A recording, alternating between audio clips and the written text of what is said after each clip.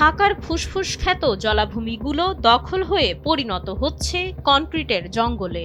দখলের এই মহোৎসবে নাম লিখিয়েছে খোদ একটি উচ্চশিক্ষা প্রতিষ্ঠান, নাম বাংলাদেশ ইউনিভার্সিটি। মোহাম্মদপুরের আদাবর এলাকায় তুরাগ নদ আর রামচন্দ্রপুর খালের সীমানা পিলার গিলে খেয়ে গড়ে উঠেছে এই বিশ্ববিদ্যালয়ের স্থায়ী ক্যাম্পাস। ৮০-র দশকে এলাকাটি ছিল উন্মুক্ত জলাশয়। ২০০৪ সালের স্যাটেলাইট চিত্র বলছে বাঁধের বাইরের এই বিশাল জায়গাটি ছিল তুরাগের অবিচ্ছেদ্য অংশ। কিন্তু ২০১০ সাল থেকে শুরু হয় পরিবর্তনের নামে বিধ্বংসী ভরাট যজ্ঞ। এলাকাবাসী জানান, একসময় সেখানে বর্ষা মৌসুমে বন্ধুরা মিলে মাছ ধরা হতো। ২০১০ সালের পর থেকে সেখানে পুরোদমে বালু ফেলে জলাশয় ভরাট করা হচ্ছে।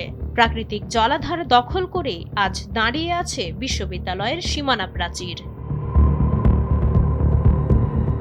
উচ্চ আদালতের নির্দেশে ৮৫০ কোটি টাকা ব্যয়ে বসানো হয়েছিল নদীর সীমানা পিলার। কিন্তু সেই ২৪ নম্বর পিলারটি আজ বিশ্ববিদ্যালয়ের পাঁচিলের আড়ালে বন্দী। স্থানীয়দের অভিযোগ, বিগত সরকারের প্রভাবশালী মন্ত্রী জাহাঙ্গীর কবির নানকের রাজনৈতিক প্রভাবে আইনকে তোয়াক্কা না করেই এই স্থাপনা গড়ে তোলা হয়েছে। বিষয়টি নিয়ে বিশ্ববিদ্যালয়ের একাধিক কর্মকর্তার সঙ্গে যোগাযোগ করা হলেও তারা কথা বলতে রাজি হননি। শেষে ডেপুটি রেজিস্ট্রার মোহাম্মদ সিদ্দিকুর রহমান প্রতিষ্ঠানটির অবস্থান তুলে ধরে বলেন, যে জায়গায় ভার্সিটি নির্মিত হয়েছে তা বিশ্ববিদ্যালয়ের রেকর্ডকৃত সম্পত্তি। জলাশয় ভরাট করার বিষয়ে কর্তৃপক্ষ কিছুই জানে না।